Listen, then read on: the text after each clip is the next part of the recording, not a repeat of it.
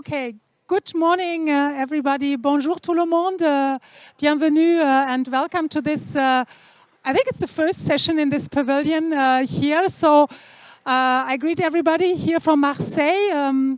We are here in a big hall. For those who can't here only see me, we are here in a big hall with lots of stands, people around. Yes, there are people here. And my big welcome and thank you to those who are here. We have a number of 10 or so people already joining us here, and hopefully much more on the screen. My name is Barbara Engels. I'm working at the German Agency for Nature Conservation, which belongs to the German Environment Ministry. I'm also a WCPA member and a member of the Tapas group, and you will hear more about this. What is this session about? This session is entitled Visitors Count. Guidance for protected areas on assessing visitation and its economic impacts. And I think it has three very important elements. One is the protected areas. Of course, we are here at the World Conservation Congress discussing, especially here in this protected planet, how protected areas can be managed better, more effectively, and bring a surplus and added value to the global conservation goals. And visitation of protected areas, and especially we in Europe have experienced this in the last 1.5 years, that our protected areas got more than valued because we had the opportunity to go to most of our parks in the pandemics, and that made us very clear again how important healthy nature, healthy ecosystems are for our own well-being, not only for the well-being of the whole planet, but for us, for our own well-being. On the other hand, in this COVID-19 crisis, there were also many protected areas around the world which have seen a different time. Less visitors, no visitors. Parks closed, tourism stopped because of the confinement of people not being able to travel and sometimes not even being allowed to parks. And this again has showed how vital visitation to parks is, not only for those people visiting there and having fun and enjoying nature, but also for the local economies, for the parks, gaining income from visitation, and far more those populations living in and around the parks and being dependent on income generated through visitation. And of course, very often, visitation, tourism is an element, an argument being brought up to convince politicians, to convince local players why it is important to have a well-functioning national park, nature park, biosphere reserve, World Heritage Site, because it brings assets, it brings the surplus to the local economy. And when then the question is asked, can you tell us more? How much is that? People can say, okay, let me roughly think. There is a number of X visitors to my visitors center. I will extrapolate that to probably we have the double because half of them we are not counting or they are not paying an entrance fee. Okay, and then you come up with whatever figure.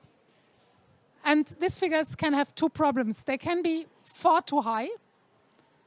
And you tell people in advance, oh, this is it. And then if you don't achieve these numbers, people are disappointed. Or it's just the other way around. You are underestimating the economic impact.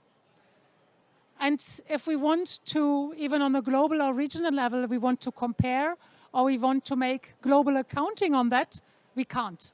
Because we don't have figures, numbers, which follow at least a minimum standardized methodology. And this is what all of this is about. And with a project which was partly done by us, by the federal agency, but also by other parks agencies in the world, we have been working together with practitioners, with scientists from all around, I think, 10 or 12 countries who were working on similar approaches. And we've tried to put that all in one box, tried to work on a joint methodology and try to say, okay, what are we doing good, what do we do, and how do we make it even better so that we come up not only with reliable numbers, but with a methodology which can be implemented by other parks in the world. And with no more ado, I will pass the floor to two speakers who can't be with us today. One is Philipp Schägner from the European Research Center of the European Commission. Philipp is with us from Berlin. And then Anna Spensley, who is the chair of the TAPAS, the Tourism and Protected Areas Specialist Group within WCPA. Anna is with us from Papua New Guinea. So we have two speakers from two different parts of the world with us. And then we have you, and we'll listen to Anna's and Philipp's presentation first, and then there will be room for questions from you and from those who are on the stream. And then we also have Manuel Engelbauer with us, who is here in the front row, who today works for Frankfurt Zoological Society. But at the time this project was in its, let's say, high phases, Manuel was with the Würzburg University in Germany and being part of the research team. So we are happy to have Manuel with us, who can share a few very practical insights also afterwards. So with no further ado, I'll pass the floor to Anna and Philipp. Yeah, hello to everybody. My name is Jan-Philipp Schägner. I work for the Joint Research Center of the European Commission. And yeah, I'm very happy to announce our new guideline, Visitors Count, Guidance for Protected Areas on Assessing Visitation and its Economic Impacts. So the guideline basically tells you how do you assess the economic impacts of tourism happening in protected areas and how to translate these results into meaningful policy and management recommendations. And the link to the guideline is shown here in the middle of the slide, and also if you scan the barcode, you directly get forwarded to the download page. Thanks again to Barbara. So Barbara initiated the elaboration of this guideline. Thank you very much for this initiative you took some years ago, and also thank to Anna Spensley, who is also with us, who is a lead author of the guideline. Next slide. Yeah, this is the team participating in the elaboration of the guidelines. So there were two workshops related to the elaboration of the guidelines. One happened before I was part of the team, and the second one, I think it was in 2016, so quite some years ago. And yeah, it took us a bit of time, and therefore we're even more happy to now be able to present our guideline here today. Next slide.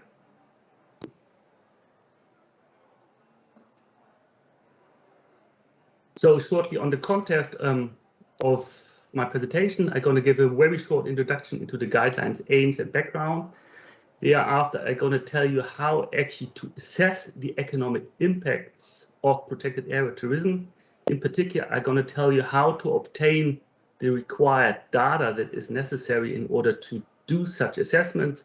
So I'm going to tell you a little bit about visitor countings, how to do visitor spending surveys, and how to obtain economic multipliers.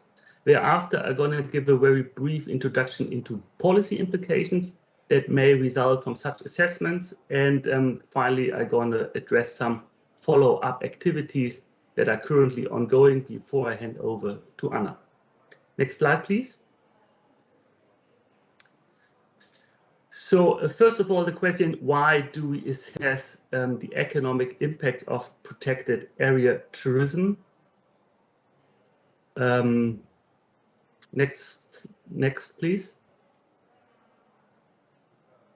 It's a bit unfortunate, so now it will show line by line with every time. Next, please. Next, please. And these 8 billion visitors, they spent a huge amount of money that has been estimated at $600 billion direct in-country expenditure. And this has a huge economic impact for local communities. Next, please. In terms of income and employment, but also tax revenues, and it also contributes to the sustainable finance of protected areas. Next, please. Protected area tourism trends. So we all know that the global tourism sector has been hit very hard by the global COVID-19 pandemic. But before, we experienced a tremendous growth trend in global tourism business, indicated by this little figure in the right, showing the median direct contribution of the travel and tourism sector to GDP, which has been growing tremendously over the last decades. And it is expected that these growth trends is about to return with the end of the global COVID-19 pandemic. Next, please, until the new slides pops up.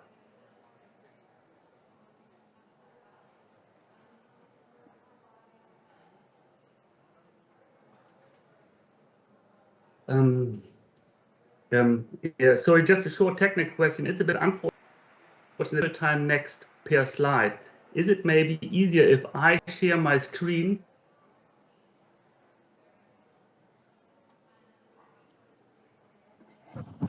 No, Philip, that won't work. It's I'll do it. Just I'll just click through. I'll just click through. Okay. Click through. So, okay, I just continue. Thank you. So again, why do we assess the economic impacts of protected area tourism? So first of all, we want to showcase these economic significance of the protected area tourism sector. And we want to use such findings, such results in order to increase the acceptance for nature conservation within policy, but also within the general public. Next, please. Then we want to build up sustainable protected area tourism strategies based on such findings. And such strategies can be used in order to improve the livelihood of local communities in the surrounding and contribute to sustainable finance and also to control the negative side effects that might be related to protected area tourism. Next, please. After the next slide pops up.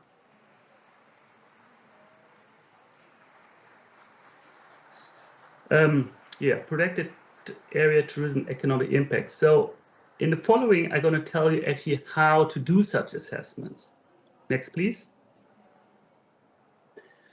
So as Barbara already pointed out, everything starts with the visitors.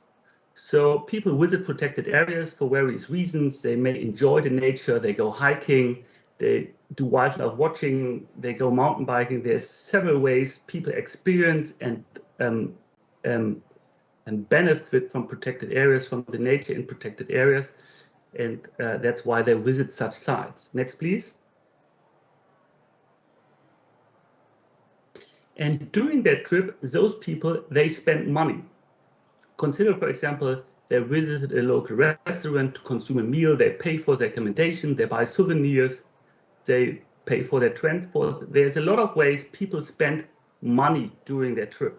And if you multiply the total annual visitor number of a protected area with the mean visitor spending, you obtain the so-called direct economic effect. Next, please.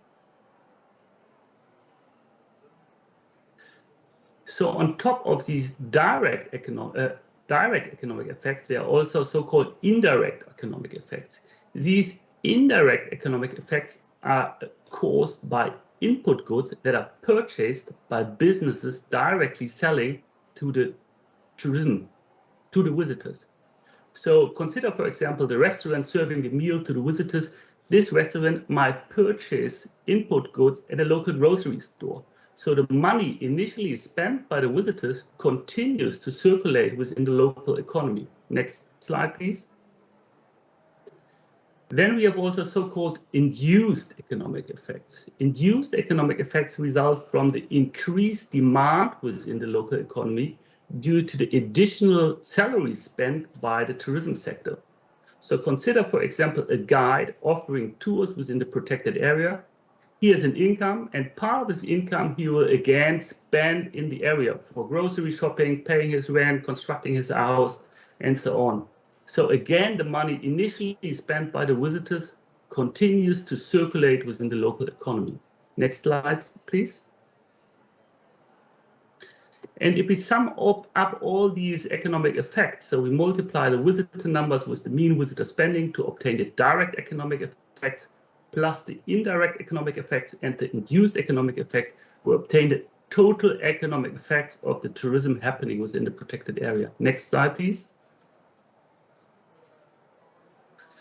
And these indirect and induced economic effects are estimated by these so-called economic multipliers. So the final formula to estimate the total economic effects is simply multiplying the visitor numbers with the visitor spending with the economic multipliers. Next slide, please.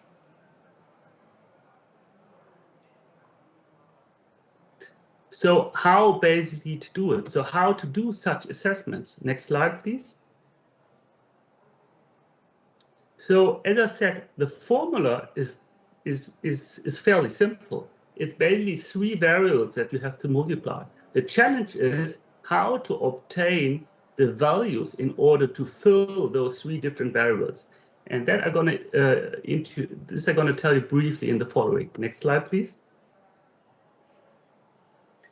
So visitor numbers. Visitor numbers is the most important variable of the equation. Next, please. So it's the most important variable of the equation because it's the starting point of all analysis. So visitor numbers allows you to estimate economic impact.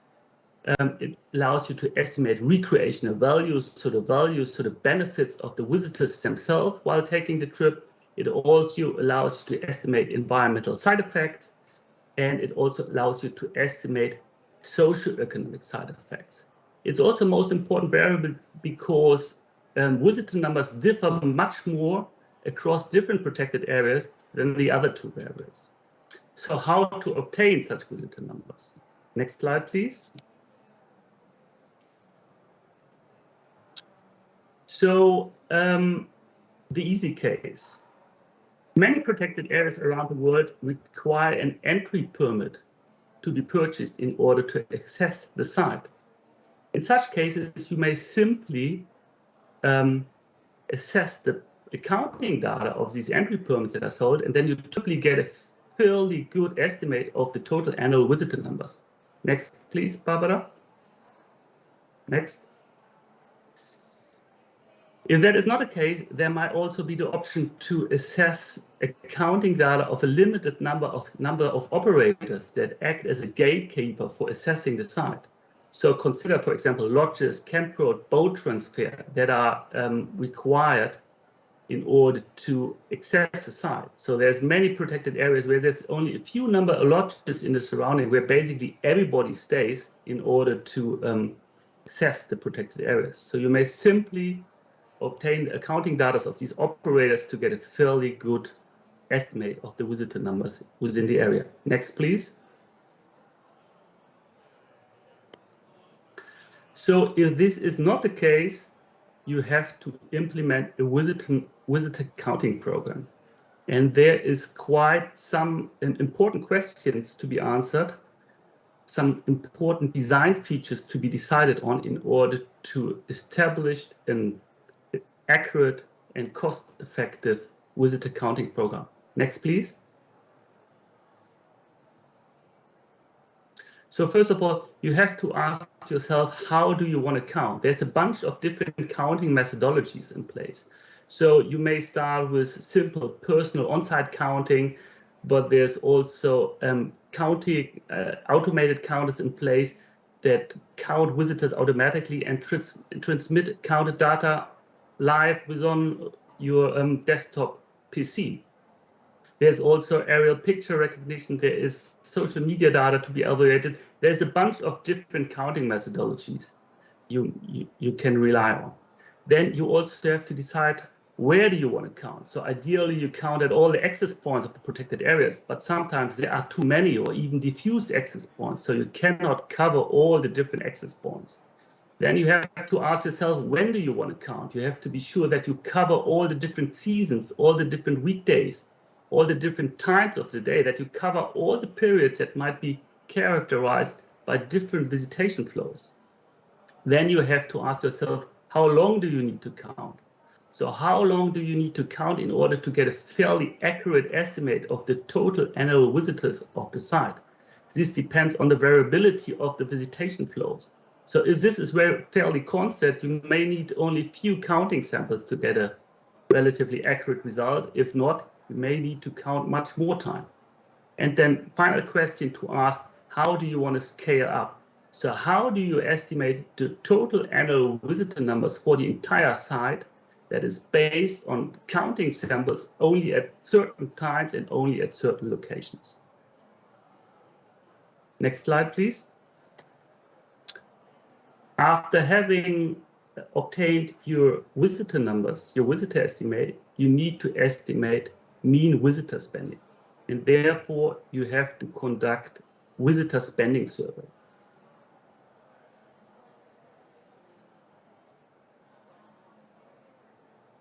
So typically, you ask your visitors some basic questions about their socioeconomic background, about the quality of the recreational experience, maybe some things they missed, some recommendations to improve the recreational experience. And then you may also ask these visitors for their visitor spending. Important in this domain is to define exactly what do you mean with visitor spending. So what spending do you consider? Do you consider only the spending within the protected area, within the surrounding of the protected area? Do you include spending for the travel costs and so on? So there is a bunch of different definitions which differ across different studies estimating economic impacts of protected area tourism. Then also the definition of the study area is very important. So as larger the study area, as higher the visitor spending. And then again, there's a bunch of different design questions. You need to ask yourself how to set up the visitor spending surveys. So how do you want to survey? Personal surveys, postal surveys, online surveys. You have to ask yourself, where do you survey? Do you survey at the access points of the protected areas as accommodation, visitor centers? When do you survey? What times of the day? What seasons? Again, you have to be sure that you cover all the seasons, all the times that might be characterized by different visitor spending profiles. Who do you survey? Be sure that you cover all the different user groups that might be characterized by different spending profiles. And then finally, how many surveys do you need in order to obtain an accurate mean visitor spending estimate? Next slide, please. The last thing in the equation is the economic multiplier. So the economic multiplier basically tells you how much comes from within the study area and how much comes from outside the study area.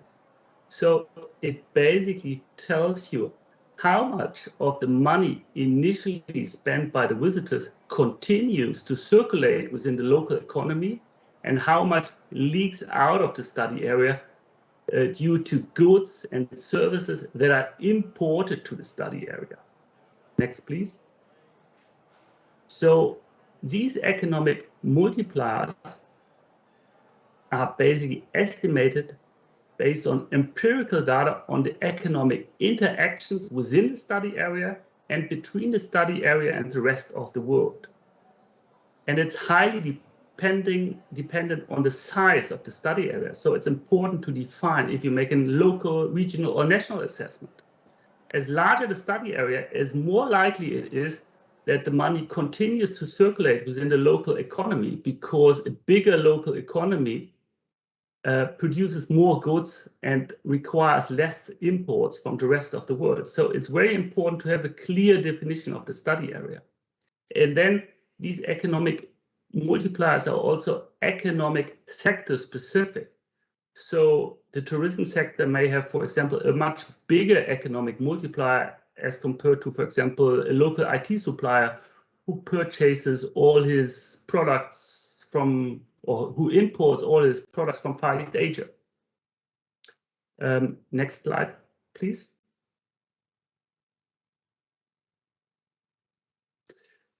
So how do we obtain such economic multipliers?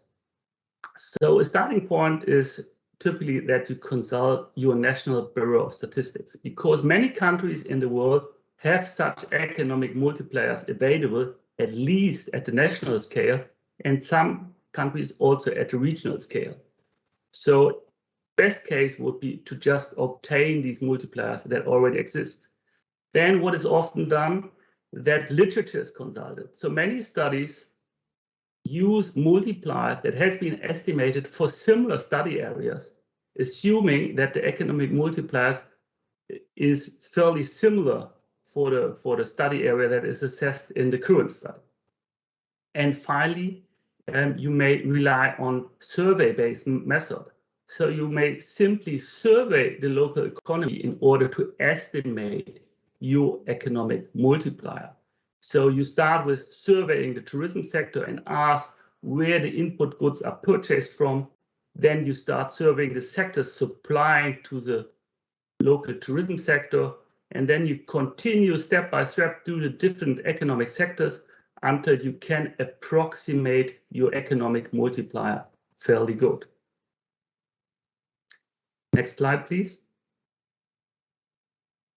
Communicating results. An important aspect after having conducted such an assessment is to communicate these results in a proper manner. Next slide, please. So it is important to illustrate the total economic effects, because often these total economic effects are overseen by the general public and also by policymakers. Often the total economic effects are a multiple of the visitor spending. And if you compare these economic effects to protected area budgets that are seen typically as the cost for local policymakers, then it may showcase in many cases that the protected areas are actually a stimulus for the local economy and not only a cost. And such findings can be used in order to make the case for nature conservation and advocate for public and governmental support for nature conservation. Next slide, please.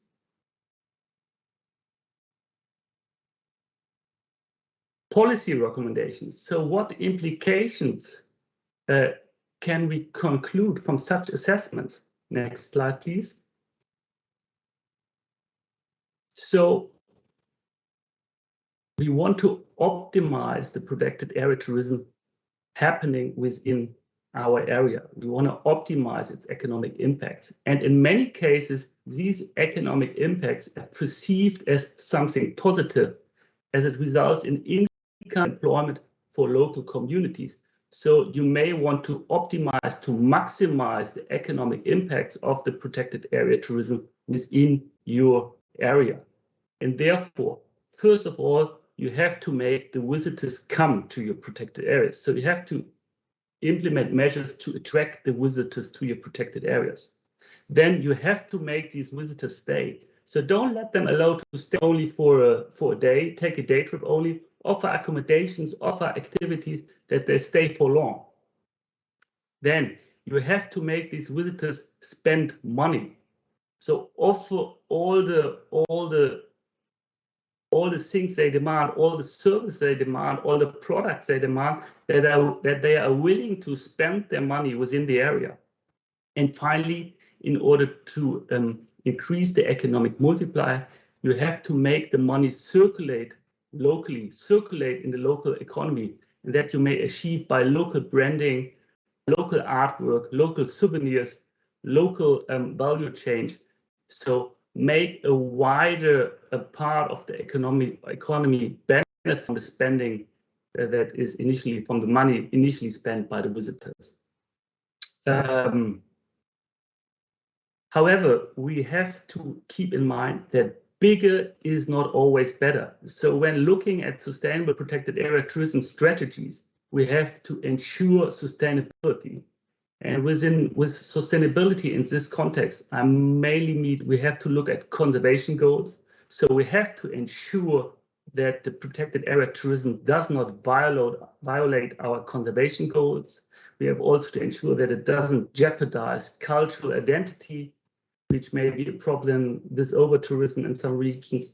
And we also have to ensure benefit sharing. So we have to ensure that the local communities get their fair share of the economic impacts that is caused by the tourism within the protected area.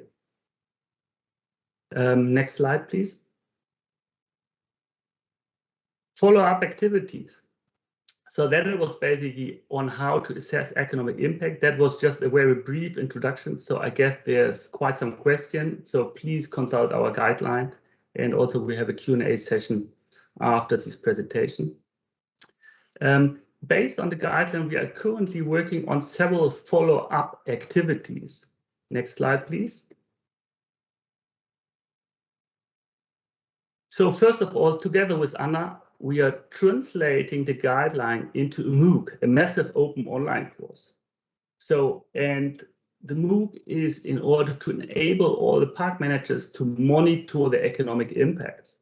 So the guideline will be translated into a script version. There will be an online webinar series. There will be a course application guided through the scripts and webinars, guidance through the scripts and webinars, online Q&A session. There will be an exam and certification at the very end.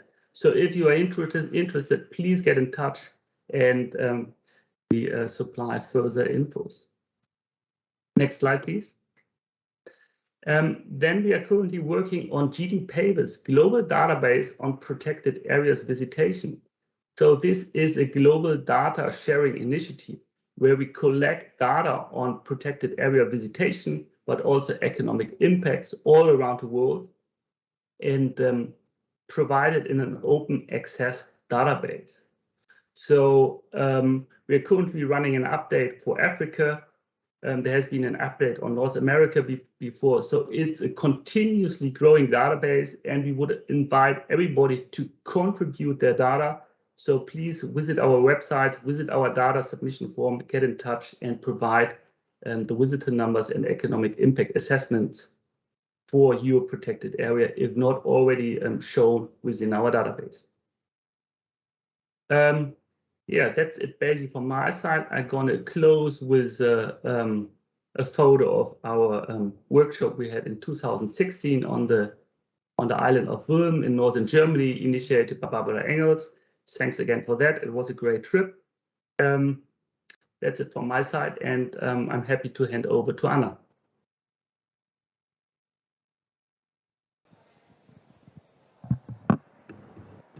Great. Thank you very much, Barbara. It's a real pleasure to be with you today, albeit virtually from the other side of the world. And so now I'd just like to spend a few minutes giving you a little bit more information about the TAPAS group, which is the Tourism and Protected Areas Specialist Group. Next slide, please. So the TAPAS group advocates for a future where tourism enhances the conservation integrity of protected areas, improves human well-being, and provides sustainable educational opportunities. Next slide, please. And we are one of several voluntary groups convened under the IUCN's World Commission on Protected Areas. And we have a network of nearly 700 volunteers across the world who are committed to promoting sustainable tourism in protected areas. Next slide, please.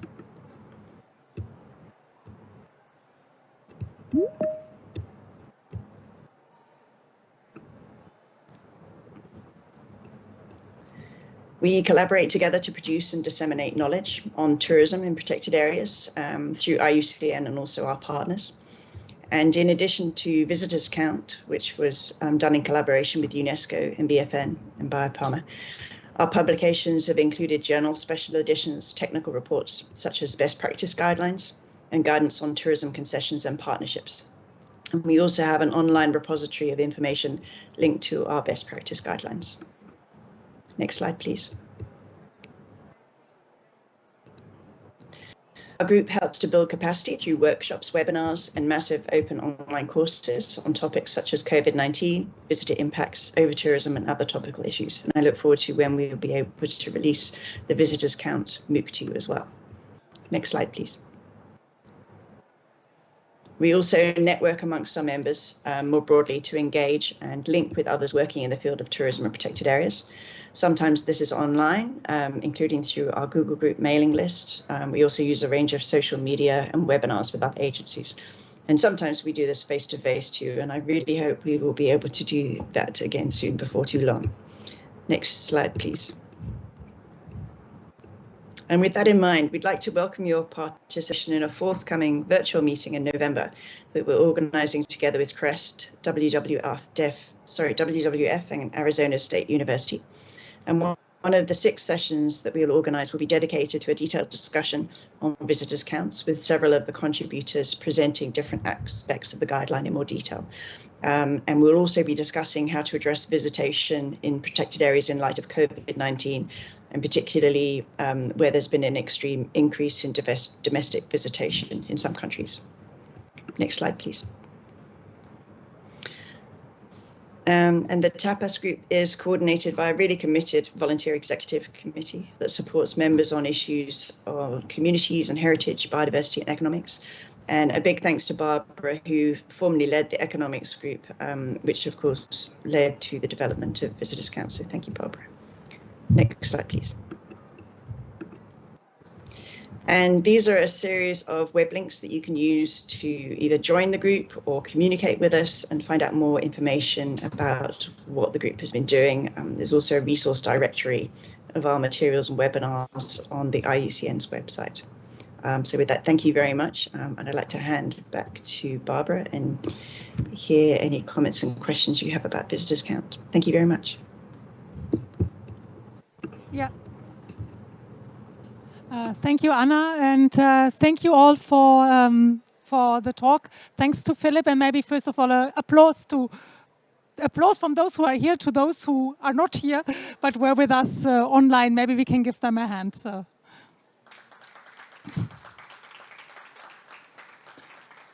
Yeah. Thank you, and we still have a few minutes for taking some urgent questions. Manuel and I will be here afterwards for a while, so if you have any very specific questions, you can come and see us. But are there questions or comments which we shall take up here?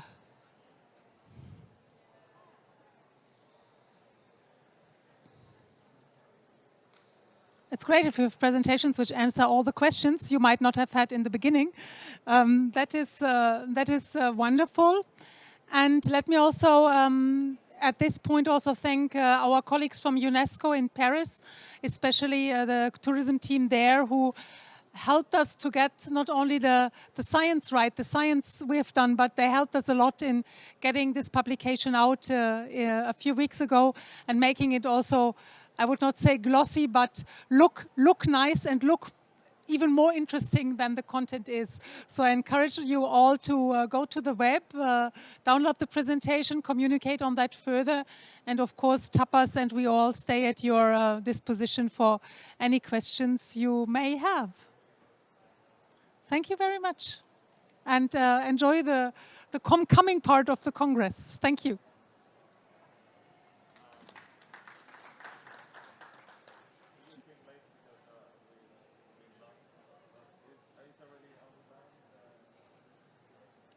What is online? The presentations, I think we might be able to put the presentations on the presentation online on this Congress website as well. It is not yet, but we try to make that happen. Maybe Philip can answer me if we are fine with that. I have to let me quickly ask the two online. Do you think we can put them on the presentation online? Is there any difficulty with that, Philip?